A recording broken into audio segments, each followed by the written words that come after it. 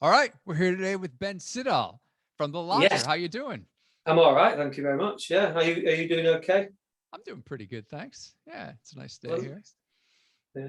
It's I've it's been on. just been snowing here actually, but it's a bit of an erratic day. It's kind of like the sun's out, but it keeps suddenly snowing for a bit and then stopping again. It's very strange.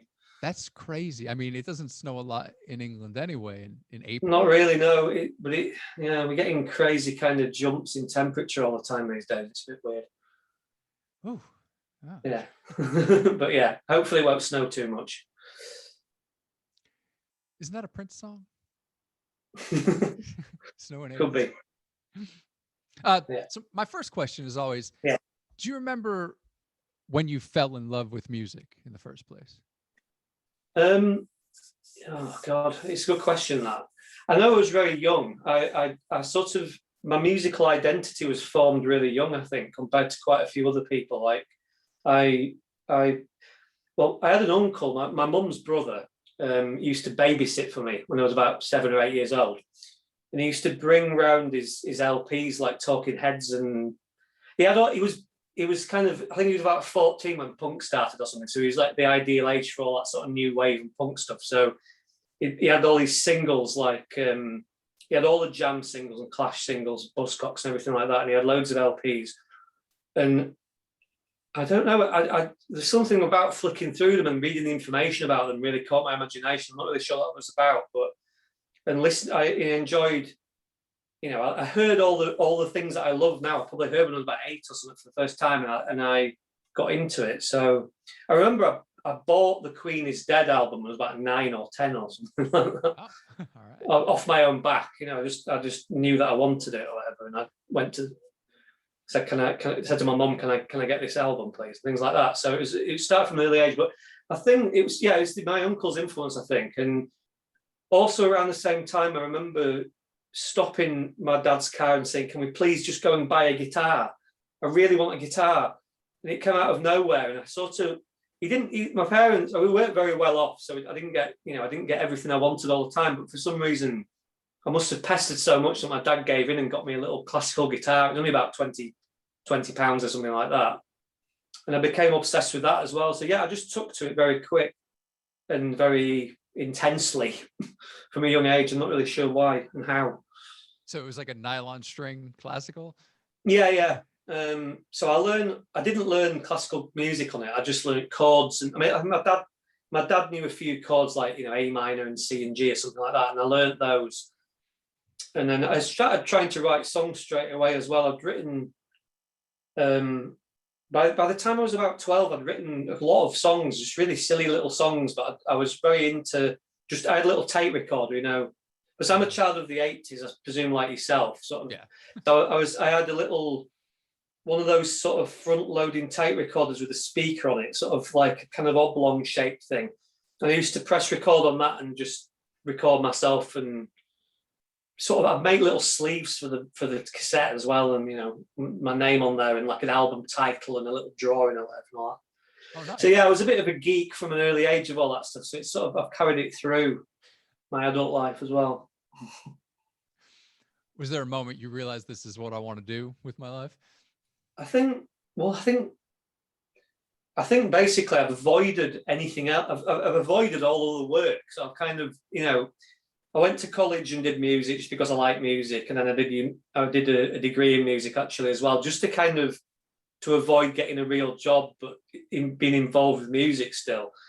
And then I did actually try a real job a few times, but it didn't really work out for me very well. But I've now made my living from teaching loads of different things like guitar, piano, and ukulele, and all sorts of other stuff. So I've made a living out of it somehow, but it's not really been a conscious effort, to be honest. It's just been a reluctance to do anything else. Nice. An avoidance tactic of any other real thing.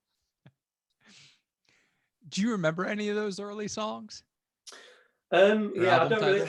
I'm a bit embarrassed about it, to be honest, but I wouldn't like to play any of them. But I'm sort of strangely proud of it in a way as well. It's a bit of a weird thing for a child to do, but it probably I didn't know anybody else. I think I was that guy at school that was into music, and I tried to get my friends into it, and that. So yeah, I was a bit of a loner because I didn't have many contemporaries that also liked music when they were 10 or whatever as well. So, but yeah, I don't know. I mean, the song, I've got a feeling they probably sound like The Fall or something like that, but it's just in kind of a weird ramblings of a strange child. I don't know. Nice. God knows. I've got the cassettes at my mum's. My mum's got the cassettes somewhere, so one day I'll have a listen to them again. I might digitize them or something, but I haven't heard them in years, actually. I've got a video as well of me playing guitar when I was about 9 or something, like a home video. Nice. That's very strange as well. I'm sort of playing some of my own songs on there and taking it all very, very seriously as well. Like I'm very serious in the video. I'm not kind of messing about and being a kid. I'm sort of thinking this is my proper music video. This is you know. So do you remember any of the titles? Do I remember any of the titles? No, I don't actually. I can't remember. I'll have a bit of a think during this interview, see if I can think of anything. I can't think of anything at the moment. All right, so the Lodger is back after a hiatus of a decade, pretty much. Yeah, our last album came out in 2010. Yeah. Wow. Yeah. So tell me about the hiatus and why you come back. Yeah, it's weird. I suppose most bands, I think, and most songwriters and stuff get to this point where they've done a couple of albums and it's they've sort of done what they set out to do, and you feel like you're going to tread water again if you just keep doing it. You're just doing the same thing. I just thought, I don't really. I mean, in a weird way, I wish I'd just done 2 albums, a bit like Fawlty Towers for some reason. I think of as two series of that program perfect. I always have that little idea in my head that you should sort of just do really good stuff and then sort of disappear. But it's when you actually get into reality, it sometimes doesn't work out like that. So yeah, I think I basically stopped it because I felt like I'd dried out of ideas, really, I suppose. And I was also maybe thinking I need to really sort out my real life a little bit here, because I as you probably know, you're a creative person as well, aren't you? So you know that it's very difficult to make a full-time living out of this nonsense, isn't it? So I thought, right, I need to sort myself out here. So I think I did a bit of sorting out my personal situation a bit. But to be honest with you, I did loads of music in the interim. I was in a band. Well, I did this other project called The Birthday Kiss. I don't know if you spotted that on any of the things. Yeah, I know that name. Yeah, it's named after a Jilted John song, actually. You know Graham Fellows, that comedian guy who did John Shuttleworth. Have you heard of that? He did like a character in the 70s. It was like a kind of punk singer, and he had the song goes, "Gordon is a moron. Gordon is a moron." Yeah. Oh, yeah. Well, that was the guy who did that. He did an album as that character. It's called True Love Stories, the album. And it's a song off that album, The Birthday Kiss. I just stole the title from one of his songs, but that was basically I was in a relationship with a girl called Sarah, who was in another band called The Research. I don't know if you've ever heard that name before. They were a British band of the sort of mid 2000s. Anyway, we did this side project together where she was the singer and I was the sort of songwriter guy, and that's what I did straight after The Lodger. We did a few songs. We did a Christmas song actually that I was quite proud of, because I got to put all those like Christmas cliches into a song, like sleigh bells and stuff like that, and tried to make a good Christmas pop hit and everything. And that was all right. And then we did one 7-inch single, and then that sort of petered out. I'll try to tell the story a bit quicker, because there's so much that happened in that period. But I became a bit of a producer as well. I recorded loads of local bands. I had a little, as you can see behind me, I've got like speakers set up and everything. This is where I recorded. This is like a spare bedroom in my house. I recorded most of the Lodger album, the new one, in this room, and I mixed it all myself here. But I got really into recording and production, and I recorded loads of local bands, probably mostly too obscure for most listeners of this to know about. But there was a band called This Many Boyfriends that did okay. Have you heard of them? Yeah.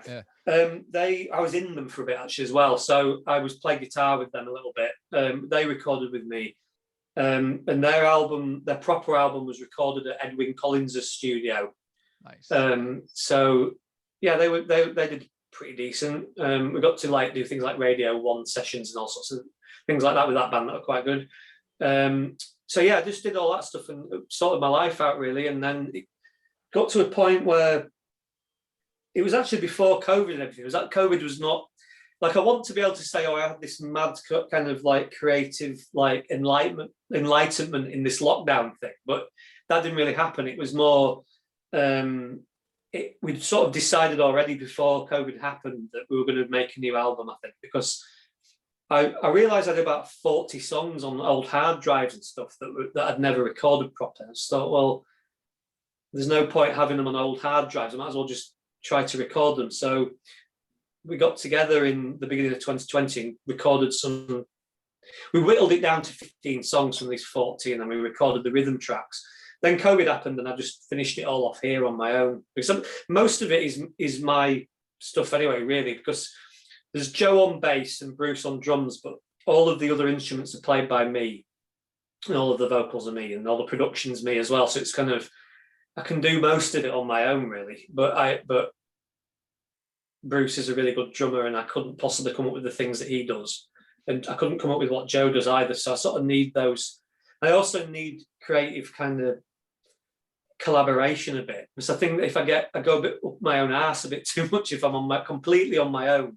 You know what I mean? So I think I need other people to bounce ideas off and stuff. So yeah, that's how it came about. Just a need to sort of get these songs out there that I'd recorded that were gathering dust, digital dust.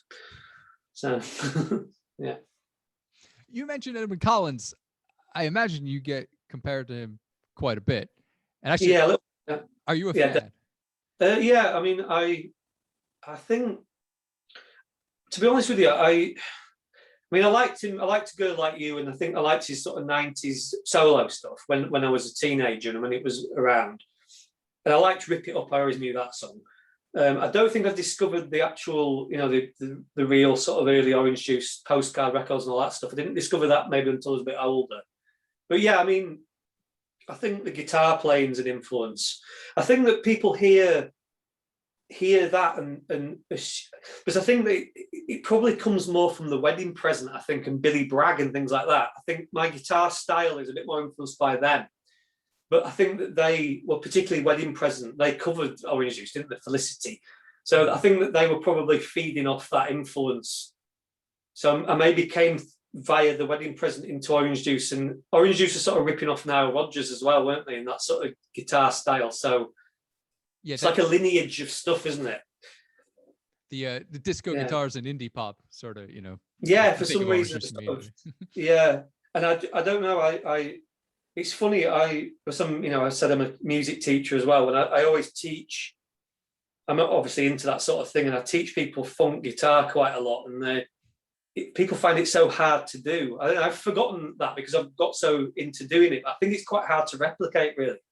Like, I think of my songs as being quite easy to play, so they're not the sort of indie pop jangly things. They're not exactly like Joe Satriani or something, like some crazy heavy metal sort of fusion guitarist or something. But it is quite difficult to play guitar like that, I think. It takes a bit of... it's very idiosyncratic, isn't it? It's not something everybody does. Some people do that style and get away with it. But yeah, I don't know where I'm going with that conversation, but you get what I mean, kind of, don't you? Yeah, I don't know. It requires precision, a sense of timing. Yeah, sense of timing and all those people like Chic and stuff. They're absolutely amazing musicians. The bass line's unbelievably good, and the guitar work, but they're never in a show off way, are they? I don't like music that's kind of... I like complicated music, but not muso music, if you get what. I don't like kind of being complex and wildly complicated for the sake of it. I like sort of simplicity. Songwriting, yeah, exactly. There you go. Yeah. I hope that's answered your question. I can't really remember the beginning of the question now. We were talking about Edwyn Collins. Oh yeah, of course, yeah. I mean, Edwyn Collins is obviously very influential and great songwriter. I've seen him. I saw him live a couple of times after his is it brain hemorrhage that he had. I've seen him like recently, like, and he's really, really good. But he kind of gets his stick, his walking stick. He sort of flails it around his head like he's like a guitar, like he's kind of smashing up his equipment, kind of thing. It's quite cool with his the way that he is, and yeah, there we go. I remember seeing you guys do I Can't Help Myself. There was like a tribute night at the Social. Oh, were you there? All right, yeah, I forgot about that. Yeah, we did that. We only did that once ever. I think we just learnt it for that particular gig. The woman that put that on was someone who sang on one of our songs, actually. She's called Laura. She sang on the first album. There's a song called Getting Special, and on the first Lodger album, and she sings backing vocals on that. That's how I knew her, and she put that night on, and I thought, let's do a song that's a little bit more. I don't know about in America, it might have been a bit of a hit, but in this country, it was a complete flop, that song, I think. It was like the follow-up to Rip It Up, but it didn't even make the top 40. So I tried to find a bit more of a poppy one that was a bit less well-known, I think, for that one. Yeah, that's weird. Did you live in London at that point? I lived in London, yeah, for about 10 years. And all right, fair enough. Yeah, I was going to lots of gigs. I saw you guys quite a few times. All right, cool. The Good Old Days it was a fantastic tune from 2008. Yeah, cheers. Yeah, that one's got still kind of has legs. I think people still really like that song. Yeah. Yeah, it's good. It's nice to know. Another Postcard Records connection. I want to ask you: you a Go-Betweens fan? Yes, very much so. Yeah, I've been on a huge Go-Betweens kick lately. So. Yeah, cool. Yeah, I really like them.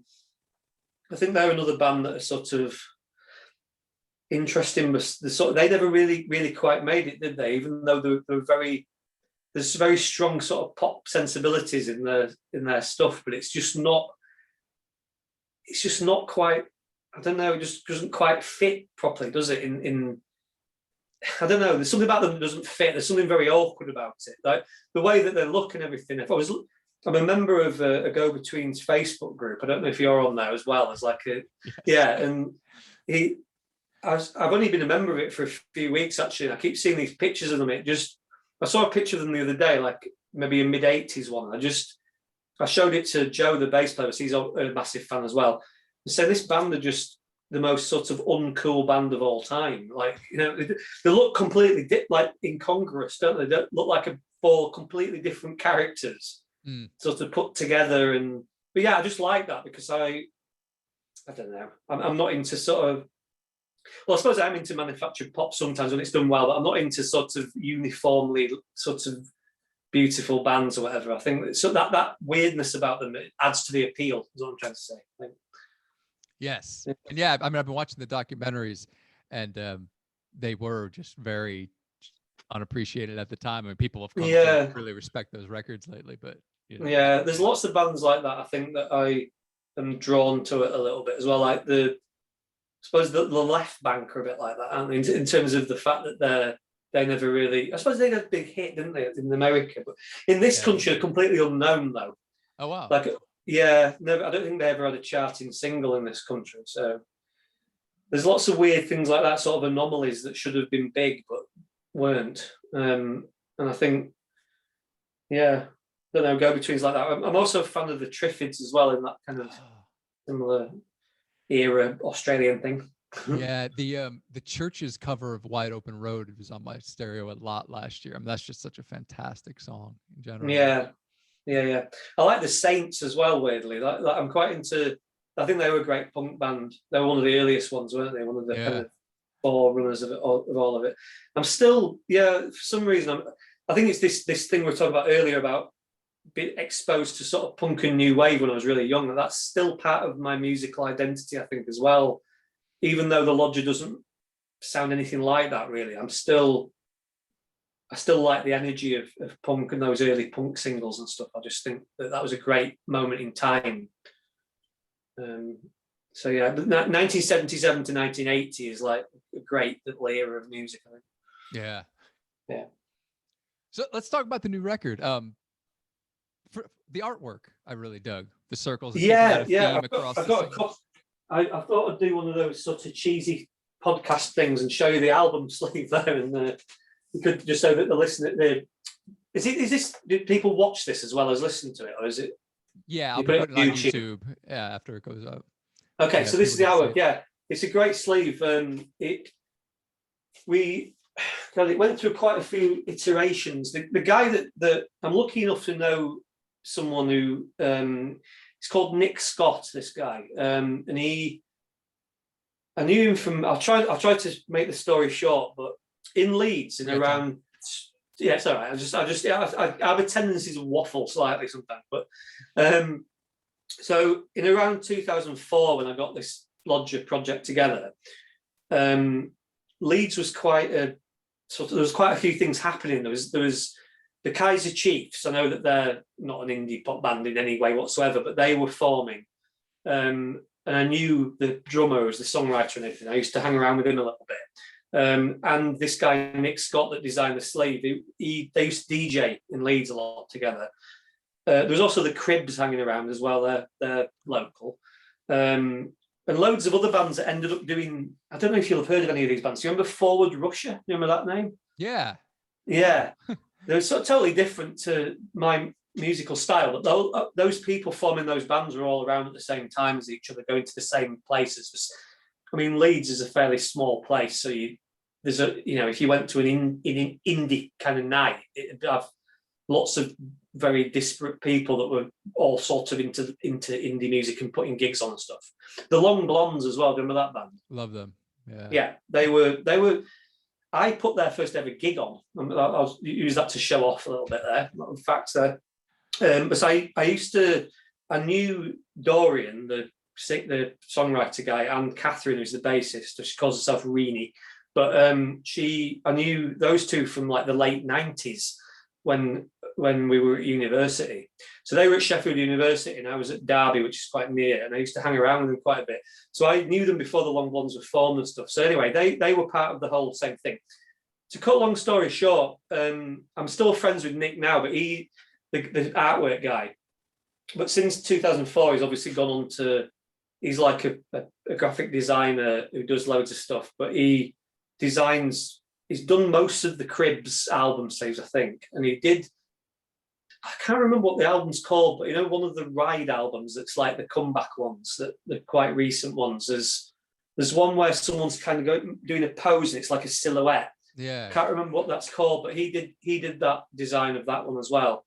So he's kind of like a fairly sought after guy, but it's like, I don't know, you sort of call on favours, don't you, from people from the past and stuff. And I haven't seen him in years, but we're still friends, and I always ask him to do the designs of stuff first, and if he's available then he does it. So he was available, luckily. So we sort of I don't know, we threw loads of ideas about, and I'm quite a big fan of the Barney Bubbles. You've heard of that guy? He did a lot of the 80s record sleeves. Like my records are all in a different room, so I can't pull it out and show you. But do you know, like sort of, Get Happy by Elvis Costello? I think he did that one where it's kind of like really bright and sort of like, yeah, sort of teared out bits of paper and stuff, and very colourful. He did loads and loads of 1980s album and single sleeves. Look him up, Barney Bubbles. I think he killed himself, actually, funnily enough. But yeah, he was a depressive and stuff, but he was absolutely amazing. But yeah, I don't know. I've sort of ripped his style off a bit with it, or I wanted it to be like that a bit. I mean, I don't know if what does it remind you of? Does it make you think of anything, or does it evoke anything for you? It's kind of not quite, but a bit New Ordery. Yeah, maybe that came into it as well. I suppose that the song "Stop That Girl" on the album is very New Ordery, and sort of people said it sounds like electronic. That band that Johnny Marr and thingy were in. So I mean, Nick's the designer is a massive music fan. So when I say something like that, he knows exactly what I'm talking about, because he's just as much of a geek about it as me. So if I say I'm thinking I think I gave him a few sleeves, actually. I gave him like 4 sleeves. I'm trying to remember what they were now. A Can of Bees by the Soft Boys was one of them. If you remember what that was. It looks nothing like that now, but that was one of my little thoughts. The Todd Rundgren one. I don't know. I just see things sometimes, and I know that I like. Is there a Monty Python sketch where he says, "I don't know anything about art, but I know what I like"? So, reminds me of that's a quote that John Cleese is in something. I can't remember what it is now, but anyway, I don't know anything about graphic design, but I know sleeves that I like. So I sort of just ramble nonsense to him, and he just decodes my thoughts and puts it into a piece of artwork. So I know that experience exactly. Yeah, I'm very much not a visual person as far as be no, able to put something together, but I can spout enough to like get to something that I quite like. Yeah. yeah, I think I'm. So I'm just trying to make this so that it's not an angle. So yeah, I think I'm. Yeah, I'm useless at drawing. That's one of the things that I'm pretty good at. Obviously, music is something that I seem to be good at, but visual art I'm absolutely terrible at. I can't even draw a person. You know, like if I try to draw a stick man or something, if it comes out as a stick man or a baby's drawing of a person, I'm just useless at it. And I find it fascinating that people can do it, to be honest with you. But I suppose some other people might find it fascinating that people can do music, and you know, so it's weird, isn't it? Yeah, I was talking about this a couple of podcasts ago with Steve Aylett, talking about how people think, like in Yes. in pictures or words or sounds. Yeah. Do you know that about yourself? Like, do you? Yeah. I mean, I've not got this. Is it synesthesia, or it's called? Yeah, I don't have that. No, I don't know where it comes from, to be honest with you. But I don't know. I get melodies in my head, and I write songs while I'm walking about, actually, as well, which is a bit of a weird thing. I'll start a song, and then I'll get it to a point where I think it's quite good, and then I'll wander around a bit, and then I'll be thinking, oh well, I'm gonna use that drum beat, and the drum beat will come, or something will come to me while I'm wandering around. I've developed this ability to songwrite while I'm doing something else. It's a bit strange. I think I'm just so used to doing it. I think it's been my main interest most of my life, to be honest with you. So it's just always in my head. Music's always going on in my head all the time, and not in a anxious way, but it's just there. So I definitely find that to be true. And other people I've talked to, like just going on a walk, you just full of creative ideas just through the movement, and I guess sort of being away from. Yeah, I was going to try to get through this interview without mentioning bird watching, because I'm a bit of a bird watcher, you see. But I find that that's a good way of. My brain is always going. I always, when I try to go to sleep at night, I'm always thinking of ridiculous things to do with the band, or to do with songs, or crazy ideas that I'm gonna, you know, I don't know, like plotting various stuff while I'm trying to go to sleep. I think bird watching and nature is something I've found to be incredibly like good for sort of emptying your mind. Like I always do it without my phone as well. So I'm a complete addict of my phone, if I'm being perfectly honest, like most people. Yeah. But I sort of put my phone in a drawer or something. Like I have to put it away from me, and then I go wandering off, and I have no connection to life apart from trying to identify birds and stuff. So it's kind of, I don't know, it's just good for me. So if you get an idea, do you just keep singing it to yourself? The thing I like about the phone is that you can record it. Yes, is that sometimes? Yeah, you're right. I think that I maybe just I don't know. I try to just, when I go for walks, I try to get rid of that. I think this is not music anymore. I'm not doing any music now. I've got to have a break from it, because, as I say, it's in my head most of the time. So I've got to get away from it sometimes. So that's a good way of getting away from it. But then again, I probably think of lyrics and things every now and again when I'm wandering around as well.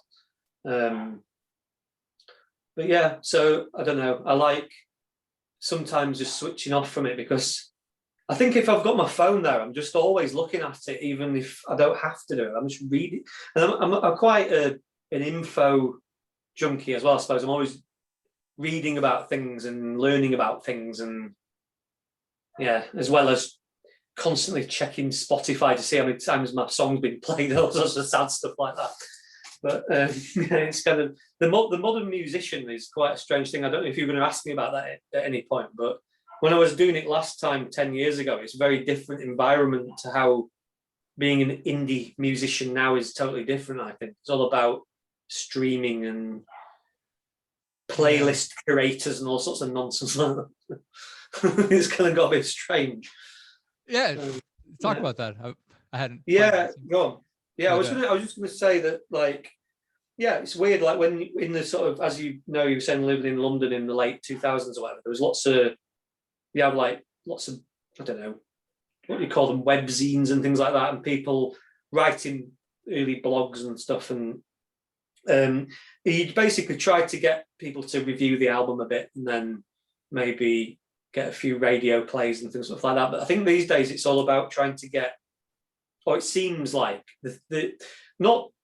This is not me telling people how they should do it, but it seems like the way that people advise you to do it is get everyone to go to Spotify to listen to it and try to get the it's all like data. It's like the numbers of people listening and things like that. And I am not really interested in that really, but it's like but then again, I'm also a bit of a control freak and I have to be in charge of everything as well. So it's like I have to know about that stuff, but it's a bit of a sad byproduct of the times, I think, a little bit. Plus, like, the artist is obviously not making anything out of Spotify as well, so it's kind of a bit of a false. Yeah. I don't know what the word is, but it's just a bit pointless, really, isn't it? But it's the thing is, if I go on Twitter or something and say, "Hey, everybody, this is the album. It's on Bandcamp, and here you go," a lot of people will listen to it, but a lot of people won't bother because it's not on Spotify or something, because it's not immediate enough. You know what I mean? It's not kind of just there, and it's not consumable enough straight away, and it has to be there on Spotify. So that's been a bit of a weird thing. I've tried to get it on a few playlists, and I've got it on loads of playlists, but it just seems a bit weird that seems to be. I mean, you may know this, but apparently more people now listen to playlists than albums. Certainly in the UK, like teenagers don't know what an album is practically these days. You know, as I teach a lot of kids guitar and stuff, and I really like talking to them about their perception of music now, because I've got no idea really about how a teenager sees music. Like I was a teenager when Britpop was happening and stuff like that. So they haven't got a clue what an album is really. They also don't have a clue about chronology of anything, I think, as well. Like they don't know. They think that The Cure came out at the same time as the Beatles or something. You know what I mean? But Spotify is just a mixture of like, it's a mixture of like, this is your cool alternative playlist or something. It's like it's got The Cure on it, but then it's got like Arctic Monkeys on it. They don't know which is which and where they came from. My Bloody Valentine could have been now or 1963. Oh yeah, you were talking about like your uncle introducing you to stuff. Like with streaming, it just seems so much less of a thing, because like when you had the physical product and you flip through, it was like this whole magical world that had other things intriguing you besides just the sounds themselves. You were looking at, cover art and like, I think it was there was nothing sort of homogenous about it as well. Like it was all sort of, I don't know, you'd have like people into really weird random stuff at school. Like there'd be someone who liked, I don't know, I can't really think of an example, but I know what I mean in my head, but it's quite hard to explain. Like it seems like, something goes viral. Like there was Life Without Buildings went viral, didn't it, the other day, on TikTok and stuff. That was mind-blowing. Yeah, it's weird. Like I'm not decrying that at all. I think that's really good, but that means that loads of kids like Life Without Buildings all of a sudden, or for a brief moment. But you'd have like one weirdo who liked that at school, who found out about it through some other weird means, and then you'd have someone else who liked like the Carpenters or something weird like that because they'd found out about it through the grandma or something. But things were a bit more esoteric than I think, a bit more random. We're gonna sound like a couple of old gits, I think. I think it's the way that it is, though, isn't it? It's a bit. It seems like there's not as much individuality anymore. I think maybe. That was wild about that Life Without Buildings. I love that song. Yeah. It's so unique and wonderful. But like, I don't 10 years ago, I didn't know anybody who really knew it, Just No, I'd my forgotten friends. about I remember that song, The Lean Over, when it came out, vaguely, but I'd sort of forgotten about it.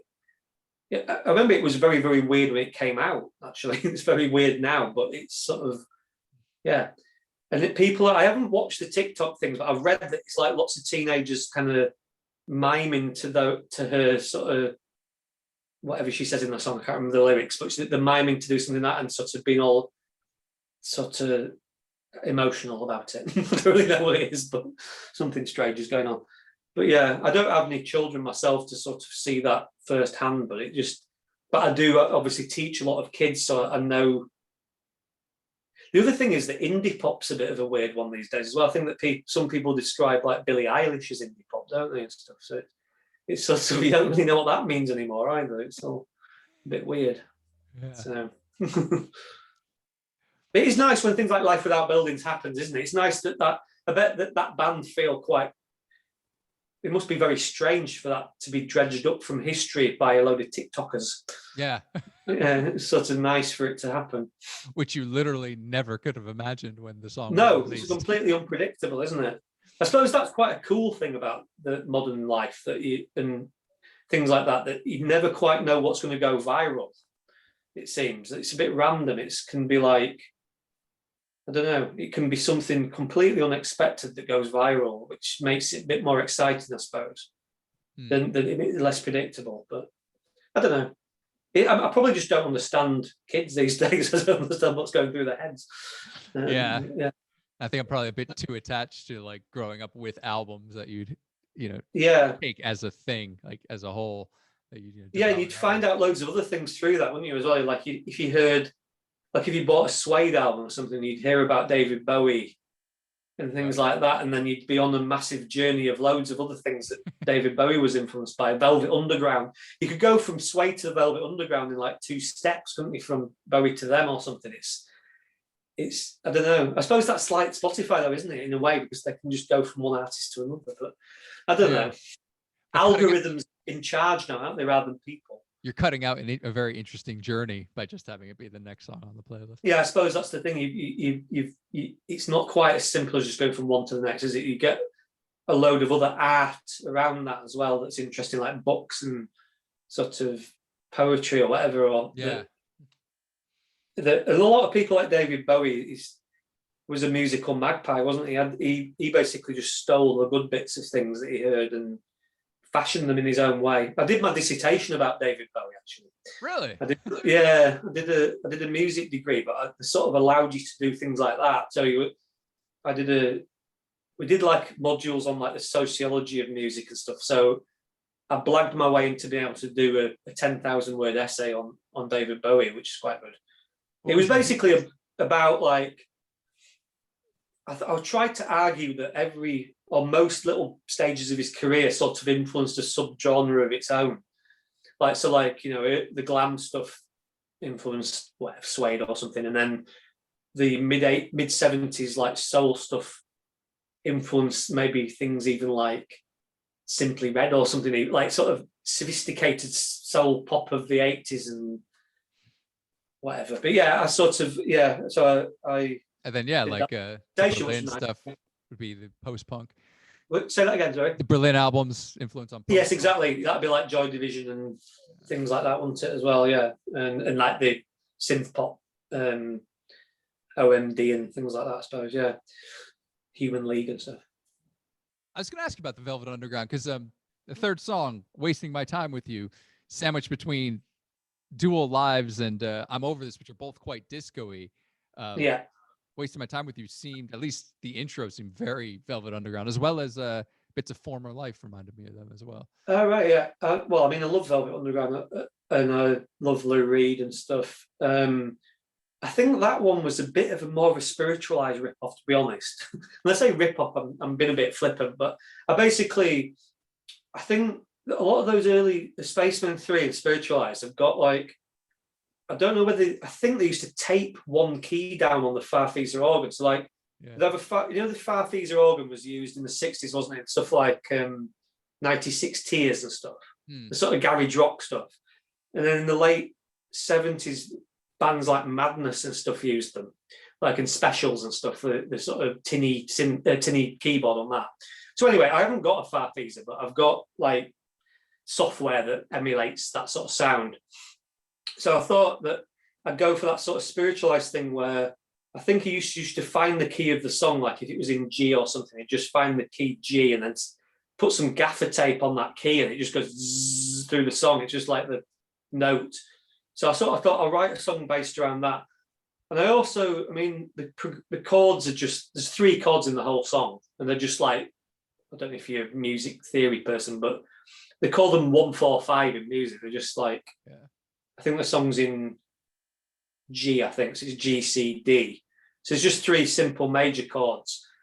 Most Velvet Underground songs are just that, really. Like, I think Lou Reed was total sort of, didn't he say that like 2 chords, like anything more than 2 chords is jazz, basically? You know, 2 chords is the ideal, 3 chords is jazz, and then from then onwards. So I think I was trying to just make it really minimalist. But you're right, I think it's a bit like that Edwin Collins thing again. I think it's sort of spiritualized, but back into sort of Velvet Underground through that way, maybe. Okay, I can totally see that. Yeah, and I Magnetic Fields is weirdly a bit of an influence on that one, I think, as well, because a lot of his songs are really simple and only have a few chords in them, and I don't know. There's a song called 3-Way off Distortion by Magnetic Fields. I forgot that first song on Distortion. I think I thought of that a bit when I was doing it. I tend to, the thing is, when I write a song, I don't listen to other artists at all. So I'm not consciously ripping things off when I'm writing. But then when I start producing things, I start thinking, well, I like the sound of that spiritualized song, so I'm going to take the Farfisa sound off that.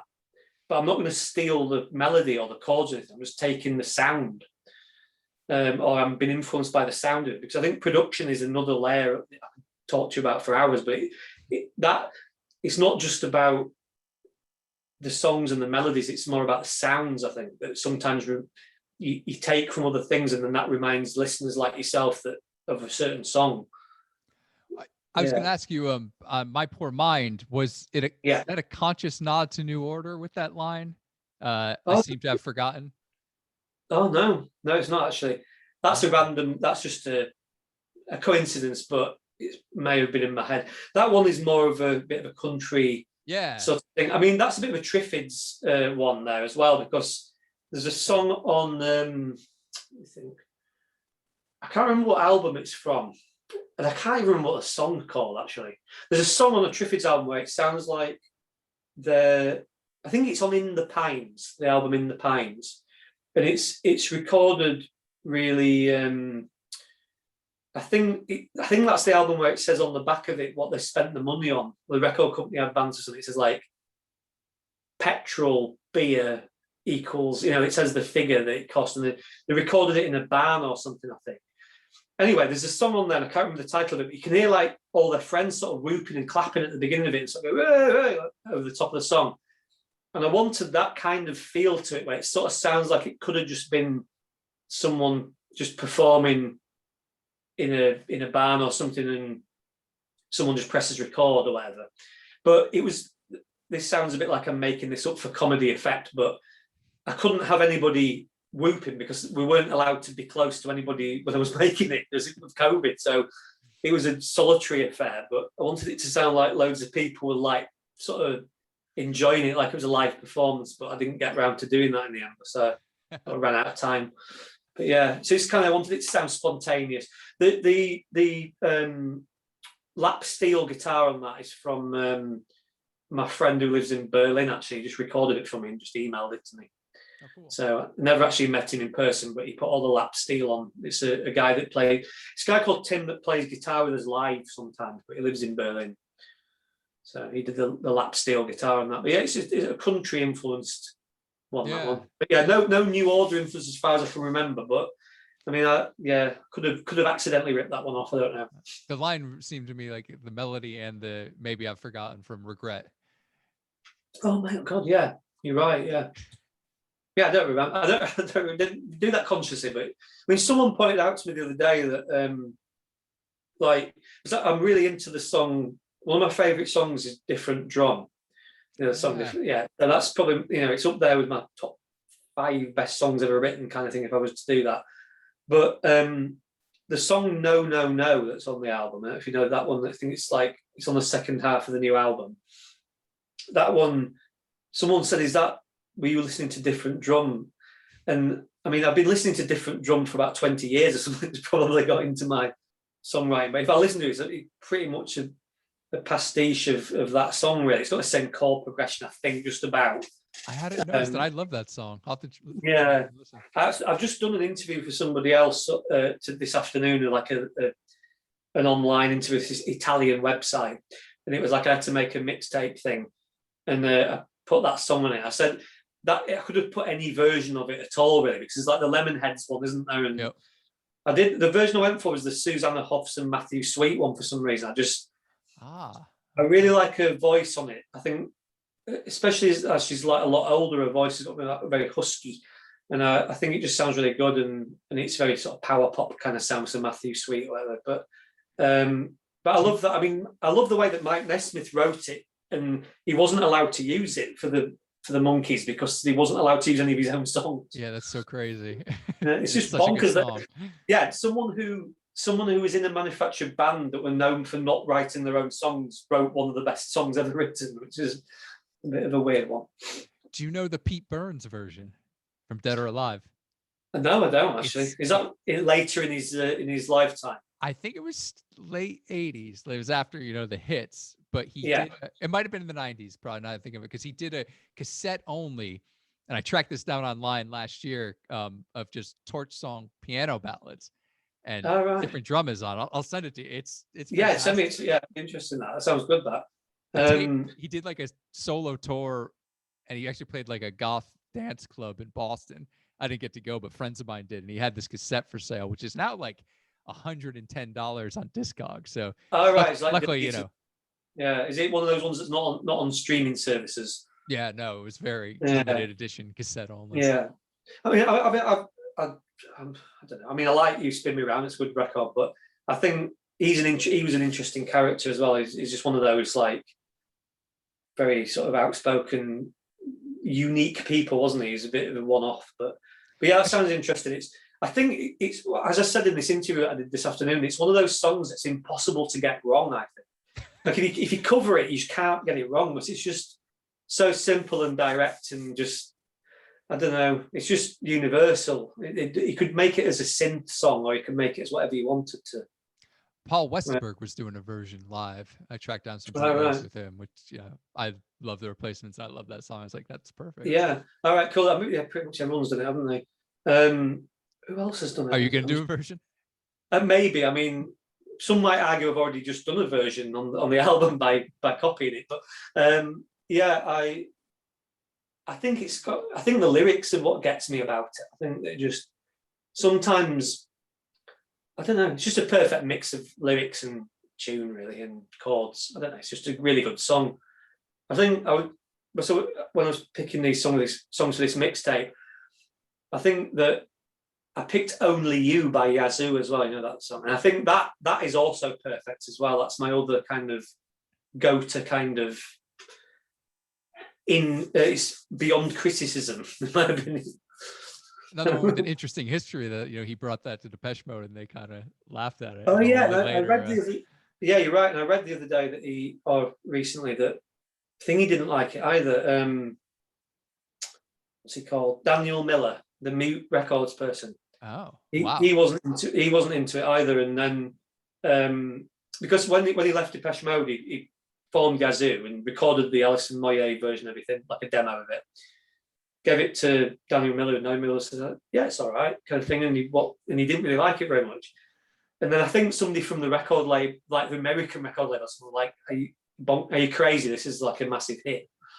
So he went with it in the end. But I just think that's a really simple, direct kind of, that could be played on acoustic guitar by anybody and just sound amazing as well. Classic pop single. So if you did do a top 5, what else would be on it? God, yeah. Yeah. What else did I pick on this thing today? When you have an album out, you get a chance to indulge these things a lot because people ask you a lot about questions like this. I've been thinking about it a bit. Let me just get my phone because I'll sometimes I can't quite remember things. Let me have a look at what I've been thinking about.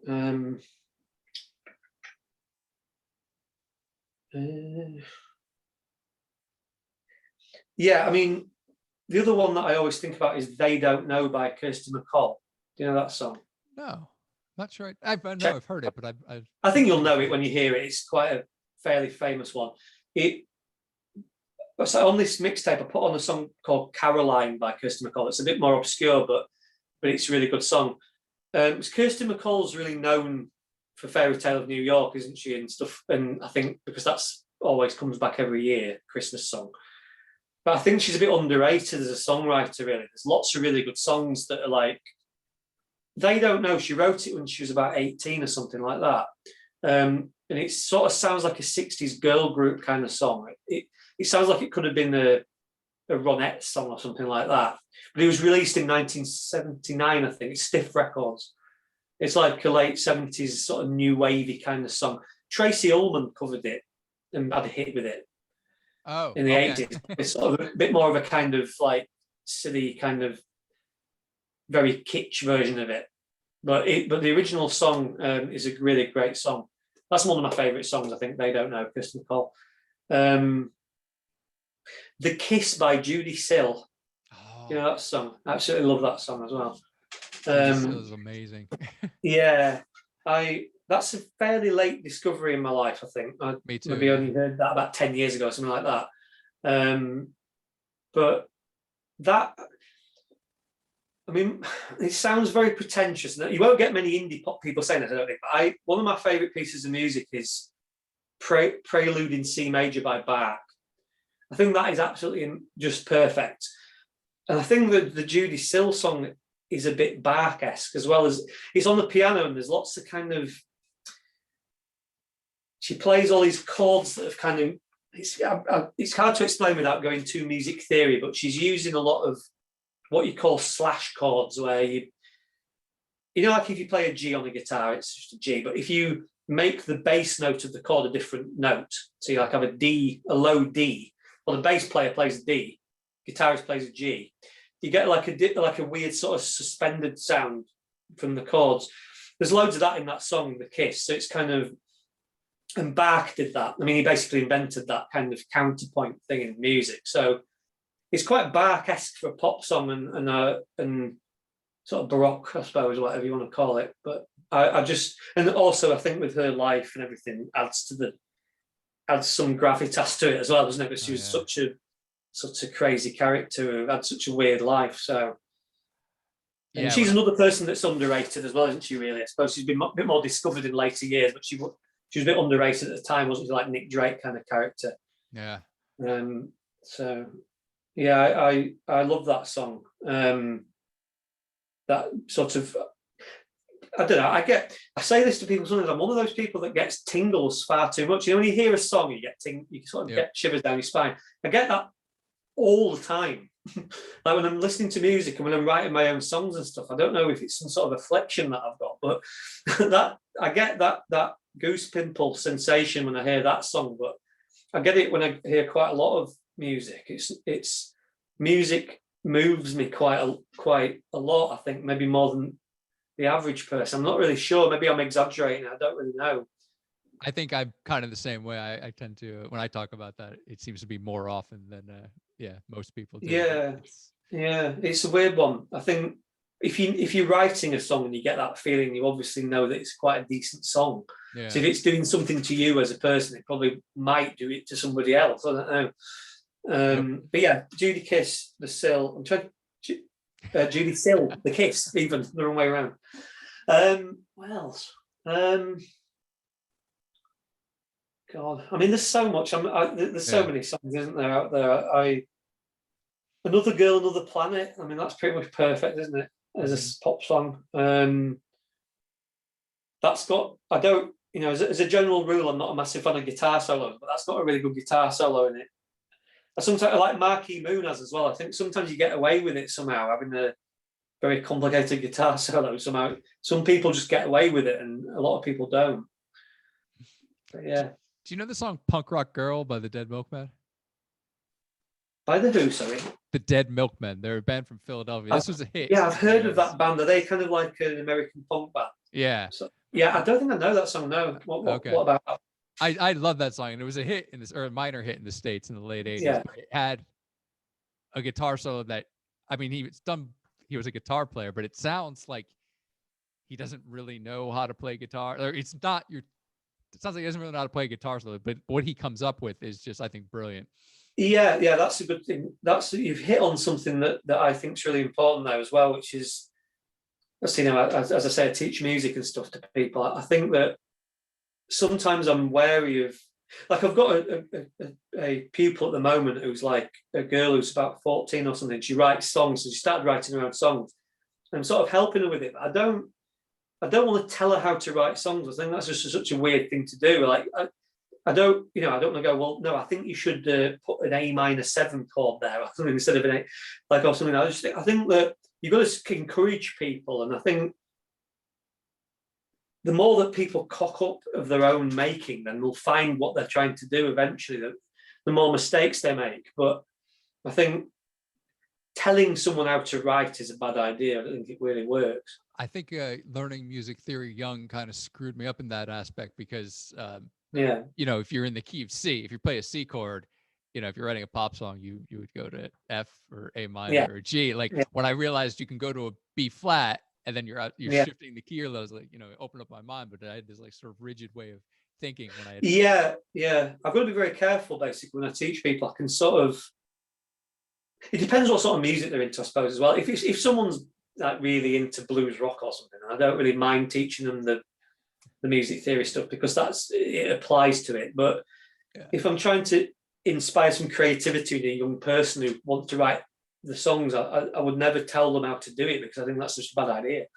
I think it's better to let them work it out themselves, but just encourage the process and keep, you know, say positive things about it, but not tell them what to do. So I think you're right. I think, well, sorry, my point was about that. So the reason I said that was because I think that an unschooled way of being is a good way to be. Like if you, I think stuff like I'm a big fan of XTC as well. That's one of my favourite bands, and I know for a fact that like Andy Partridge doesn't really know very much music theory. So like all those songs, he'd like put his hand on the guitar in a weird formation, and then just sort of play the chord and see what it sounded like, and then write the song around that. He wouldn't know what the chord was called. And I think that stuff like that can sometimes help. Joni Mitchell, I think, is a good one as well. She used to tune a guitar into just a weird tuning and then put a finger on a fret and play something. And she'd end up with some chord that no one's ever played before because it's just unconventional. So like if you don't know what you're doing, then sometimes you come out with really good stuff. Yeah. And if you do know what you're doing, you end up coming out with very wanky stuff sometimes. You sort of... you end up. I mean, a lot of the people I went to music college with just went straight into jazz music and just went down the hole. But I mean, I like jazz now. I've got into it, but not. I like Miles Davis and that sort of late 50s kind of jazz stuff, John Coltrane and Miles Davis and stuff. But you can kind of go down very dangerous roads if you're not careful as a musician with that stuff. You can end up just being into like Weather Report or something, you know. So it's very, very dangerous territory. So I've managed to escape that. Nice. A couple more songs off the album I want to ask you about. Yes, go on. Black and White, the first one. Yeah. You want to? What struck me about that was if we pretend we're in a film, we'll always be all right. But wasn't the film of The Lodger about Jack the Ripper? Oh yeah, is that the Alfred Hitchcock one? This is I think that's where I got the name. But I kind of got the name because I was living in the bedsit and it sort of fitted the lodger kind of character. That's sort of how I did it. But I remember I was also flicking through like the TV guide and I was looking for names there, and I saw that film was on Film 4 or some channel or something. I saw it was on there, and I thought that sort of fits with what I'm trying to do as well. But yeah, no, I think what I'm getting at there is like a film like a romantic film, maybe, something where there's no consequences to, or there's a very nice and neatly tied up romantic ending to the story, rather than it being what real life's like, where things invariably go to shit for a lot of people. Trying to make it sort of have a Hollywood ending to it. So like, I suppose when I was a teenager, I was really into like, I feel really bad about even saying I was a Woody Allen fan now. It seems like it seems like a bad thing to say these days, but I was into like Annie Hall and things like that, and when I was younger, and I suppose like films that have got like realistic romantic kind of stories in them and stuff. And I suppose it's a bit about that. I'm thinking about being a teenager a bit, I suppose, in the lyrics as well. A lot of my songwriters are sort of about that feeling of first love when you're about 16, 17 or whatever. I sort of keep going back to that for some reason. Well, pop is a very, the spirit of pop is at that age. Yeah, it is. You're right. I mean, I always think that if someone hadn't have been dumped, then most good songs wouldn't have been written, would they? That's kind of so it. Yeah, I think I was in Gregory's Girl. I love that film. Have you seen that film before? Gregory's Girl. It's sort of, coming of age kind of Scottish film of the early 80s, late 70s, early 80s. And I think that's got a perfect sort of summary of what it's like to fall in love when you're a teenager. Maybe I was thinking of that a little bit as well. Sort of just that sort of innocence of first love, whatever. And I don't know, pretend you're in a film as well. It's like nothing ever goes wrong in certain films, does it? So it's sort of pretend you're in the inconsequential utopian version of life, whatever. Perfect Fit is also a very sweet love song. Yeah, that one, weirdly, both of those songs are quite old. I don't know why. I think I was romantically thinking that maybe one day I'd have a massive hit single or something. I was like keeping those to one side a bit. But yeah, I wrote that one in about 2006, I think, that song. I just didn't record it. I don't know why. Yeah, that one, yeah, you're right. That's quite like that as well, isn't it? I don't know. Maybe because in 2006, I was closer to my teenage years then. So I was probably thinking more about that stuff. But yeah, I don't know. Perfect. I think the parents will stay together thing. There's a lyric in that which says our parents will stay together. I think that's my parents broke up. I don't want to go in a big sort of sob story thing, but I think that affects you a bit as a person and as in relationships and stuff. And I think I've had relationships with other people that have been affected by their parents breaking up, and so there's a bit of that in there somewhere. I'm sort of trying to sort of a shout out for those children of broken marriages. I don't know, it's weird. God knows what I was thinking, but a bit of that going on. But yeah, and I think that it's got a catchy chorus. I think in those days, I always used to write songs in quite a uniform way, where the chorus had to be really catchy, or tried to make it really catchy and very sing-along sort of thing. So that's one of those. And Black and White's from the same era as well. I wrote that in about 2005 or 6 or something. Okay. Just never recorded it. I don't know. I just always wanted to save it for a bit for some reason. But I've just thought, well, God, I don't know if the Lodge are ever going to do anything else, so I might as well get it out there now on this album. So I think we are going to do something else now, actually. So, oh, cool. Yeah, we're going to do an EP, I think, next week. We've got quite a few songs on the go, but not enough for an album. I want to get some stuff out quick now, because I sort of feel like it's wasted a bit of time, and I want to just get on with it now. So, yeah. And these are stuff that came from the 40 songs you had, or have you been writing? No, I think these are going to be new ones. I've written one song that is definitely going to be on it since all this has happened. I feel like this new album is a bit old already, because we finished it nearly a year ago, but it took absolutely ages to come out because boring kind of admin things of trying to figure out exactly which labels we're going to release it. I don't know if you spotted, but it's released by 4 labels at once. Yeah, it's a bit of a weird thing. the first album, Grown Ups, was ended up being licensed to like, I think it was 7 or 8 labels or something. I just thought, well, why don't I try to get them all to put it out, this one out at once, so that they're all sharing the money and everything, so that one person isn't having to fork out loads and loads of money for pressing. So 4 different people in different parts of the world share the costs and sort of share the resources and all that stuff. So I thought it'd be quite a novel idea to try to get not just a co-release, but like a 4-person co-release. So yeah, a bit complicated, but yeah. Cool. So there's an EP coming, at least. There's an EP coming one day. I think I'm hoping to get it out by maybe about September or something like that.